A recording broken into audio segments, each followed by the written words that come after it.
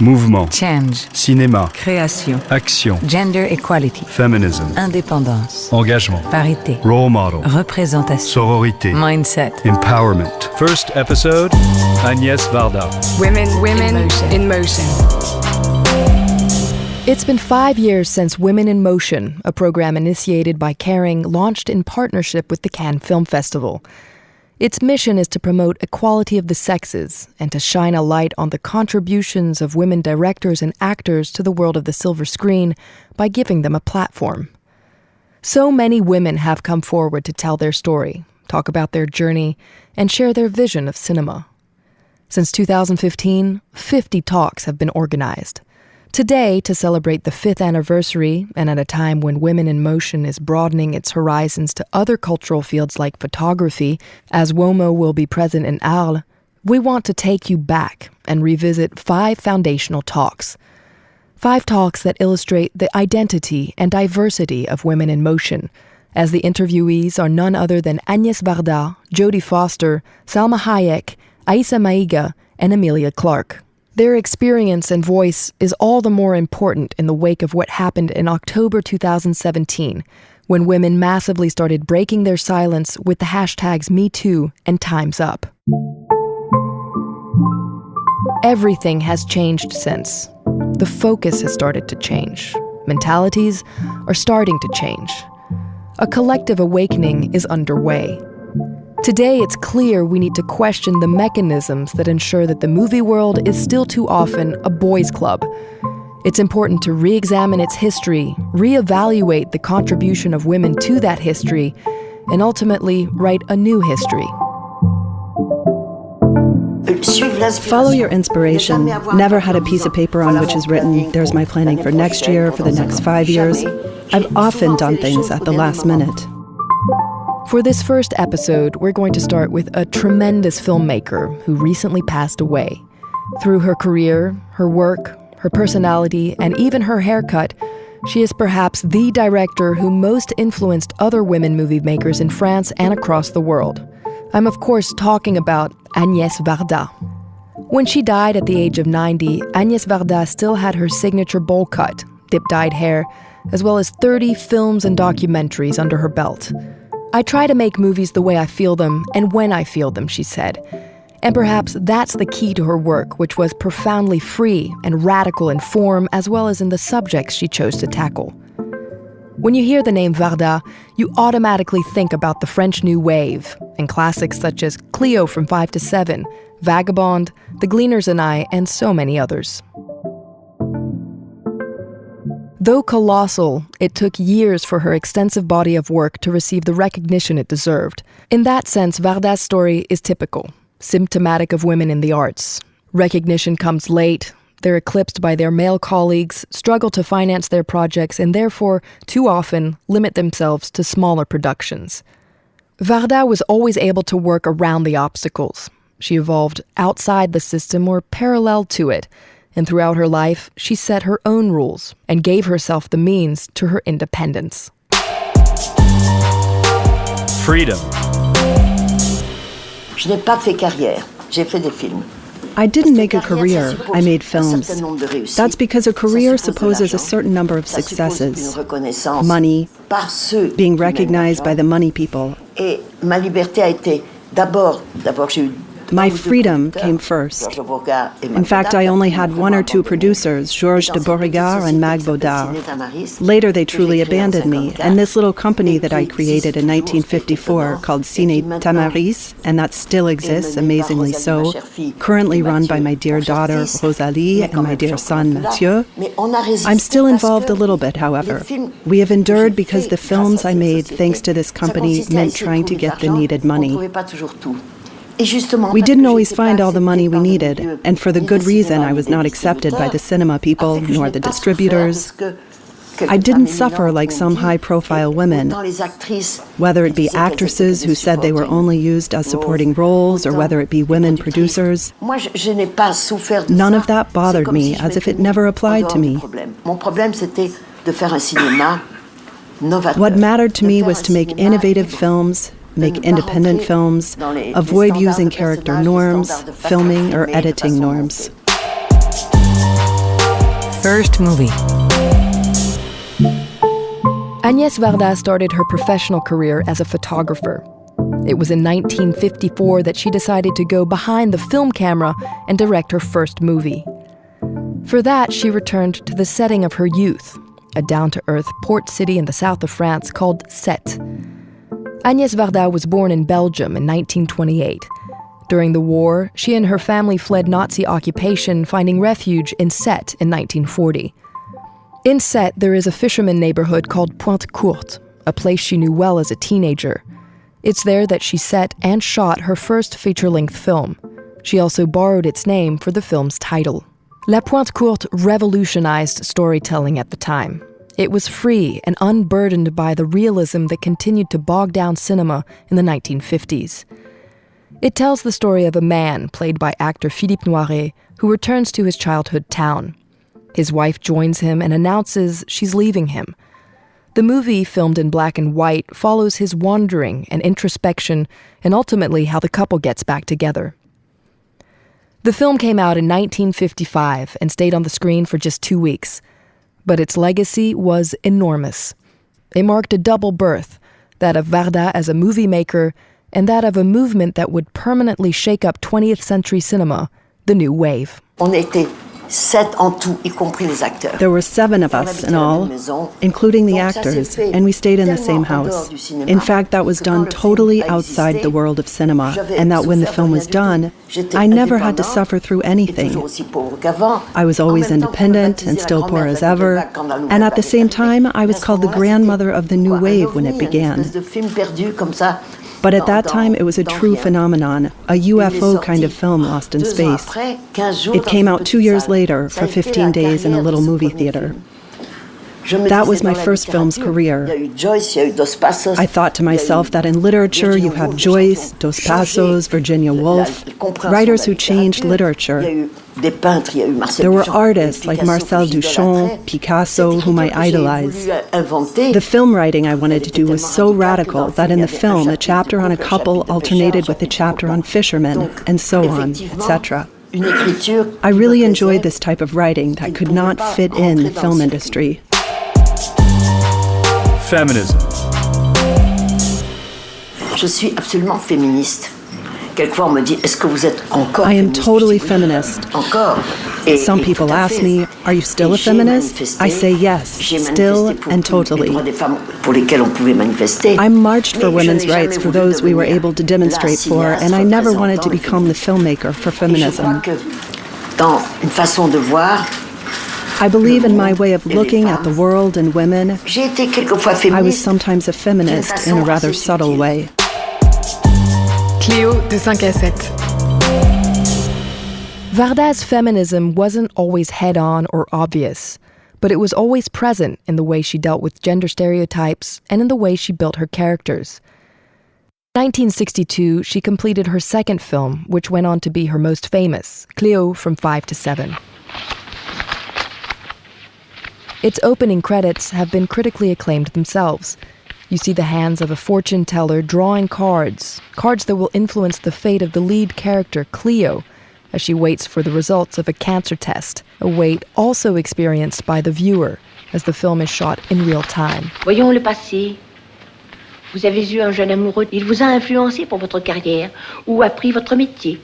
Est-ce que votre mère était veuve? Non.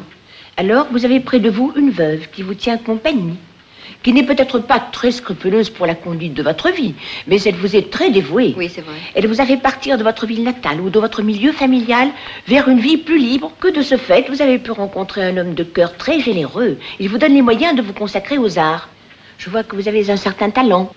Vous êtes musicienne peut-être. Let's listen to Agnes Varda explaining the structure of the film and its meaning. J'ai voulu, et ça c'était une chose très importante pour moi, que les I wanted my 90-minute film, and this is very important for me, to be cut in half, exactly 45 minutes. That's to say that the first part of the film, I don't know if people realized it, is told as seen by others and defined by others, by those who admire her in the street, by people who walk by with their friends who keep looking at her. When she buys a hat, the sales lady asks her for an autograph. She's beautiful. The men in the street look at her. She even identifies with the way people look at her. And at this moment, as you will see in the scene, it's as if all of a sudden something gets torn. From then on, she goes out and she is the one who is looking at others. She's going to see how people earn a living in the street. You'll see it's quite trivial. She walks into a cafe, she sees no one is listening, and then she meets a friend. And the entire second part of the film, up to when she meets a soldier who himself is afraid because he is fighting in the Algerian War. That is to say, there are really two Clios and two films of 45 minutes. Vous avez l'air d'attendre quelque chose, pas quelqu'un. J'attends le résultat d'un examen. Ah, vous êtes étudiante? Non, un examen médical, une analyse. Et vous êtes inquiète? Très, oui. De quoi avez-vous peur? Le cancer, je crois. Je le saurai ce soir. J'ai toujours essayé de filmouiller des émotions, des sentiments. I always tried to film emotions, feelings that are basically structured. Structured in real time, structured in the building and the evolution of this woman. As if in 90 minutes, I could relate the fundamental change, thanks to the use of cuts and in real time as well. S'Antoine Millois. Another important and feminist film by Varda called Vagabond won the Golden Lion at the Venice Film Festival in 1985. In many ways, Vagabond was ahead of its time, focusing on the condition of homeless women wandering the countryside. There's no romanticism or hope, only the documentation of the relentless gaze that society has on minorities. The film opens on a tracking shot of an inanimate body in a ditch. It's that of the lead character, Mana. I wanted to tell the story of the last 2 or 3 months of a young girl in revolt. Because revolt is part of the women's movement.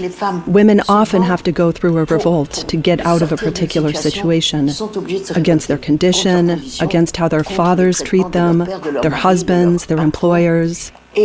That can go as far as saying, okay, I'm leaving, I'm out of here, I'm leaving everything behind. And this Mona, I must say that I was lucky that she was played by Sandrine Bonnaire, who was discovered by Maurice Pialat. She was 17 and a half when she did the film with me, and we celebrated her 18th birthday on the shoot. So a very young woman indeed. Y a la radio? Non. Tout le confort, mais pas de radio. Il est nul ton bahut. Même pas de radio. Bon allez, je m'arrête ici. Alors tu te débarques. Tu transportes pas gratis, toi, hein?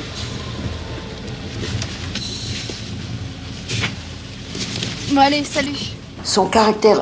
Her temperament of a young girl in revolt fit perfectly with the character I had imagined in a screenplay.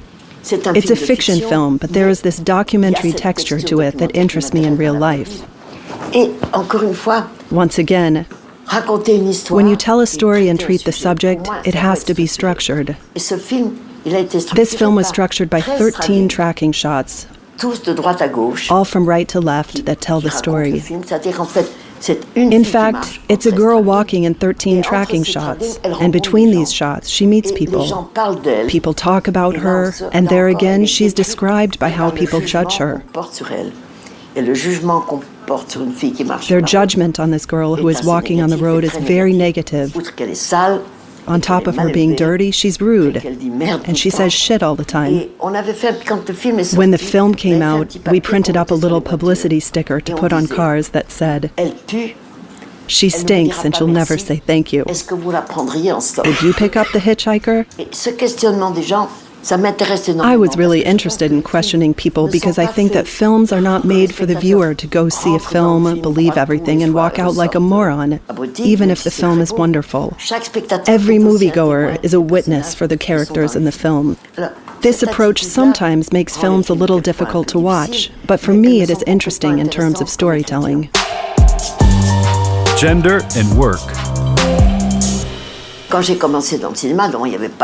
When I started in cinema, there were not a lot of women who wanted to make films and not a lot of women technicians.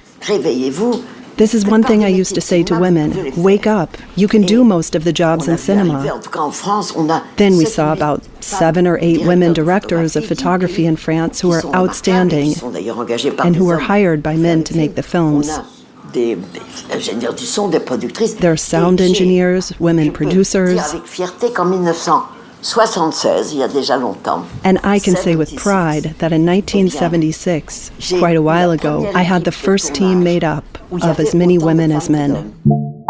One Sings, the Other Doesn't is Varda's most openly feminist film. It tells the story of two women who cross paths over a 10-year period.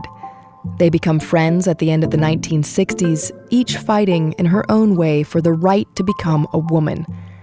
It's a beautiful film shot in Paris, the south of France, and Iran, with in the backdrop the May 68 uprising and the struggle for women's rights. Je suis femme, je suis moi, ni déesse, ni diablesse, ni faiblesse. Je suis femme, je suis moi.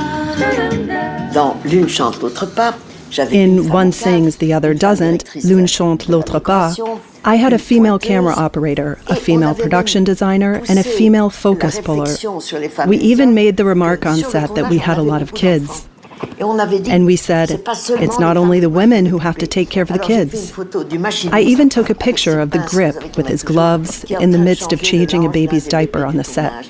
I remember a production director giving another baby his bottle. We had said that both the men and women had to take care of the babies while on set.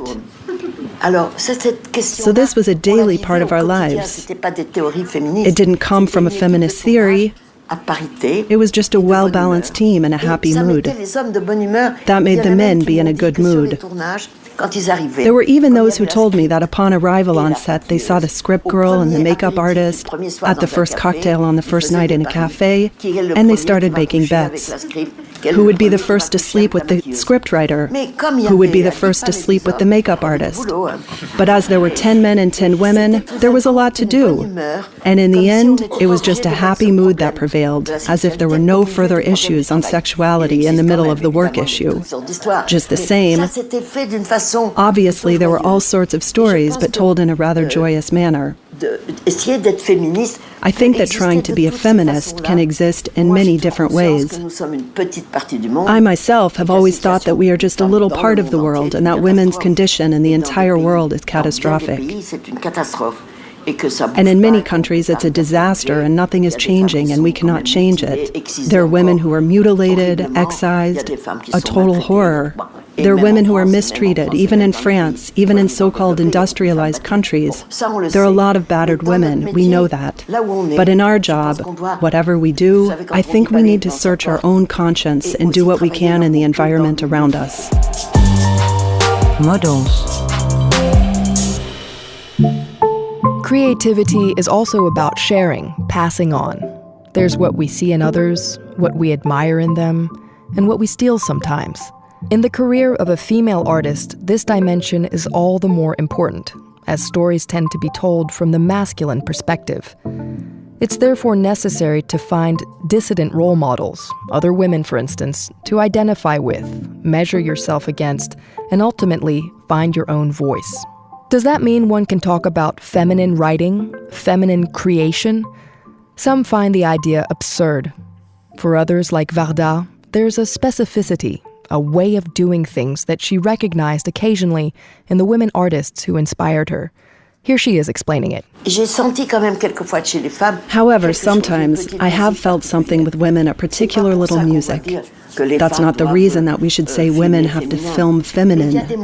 But I have felt something new in certain films, like in Chantal Akerman's films, for example, in Jeanne Dielman, 23, Quai de Commerce in the 1960s. Was really something new. She introduced the question of time. Shirley Clark, who made extremely unique films when no one else was doing that at the time. I think about Lucretia Martel and Claire Denis. Jane Campion's first films were extraordinary. Think of Sweetie, An Angel at My Table. As for the series, there's a woman who's a total rebel and very funny, Lena Dunham, who did a series called Girls. She really worked in her own way. She changed prototypes, the way of filming. She played herself. You get that with all painters. They are often so totally in their own painting.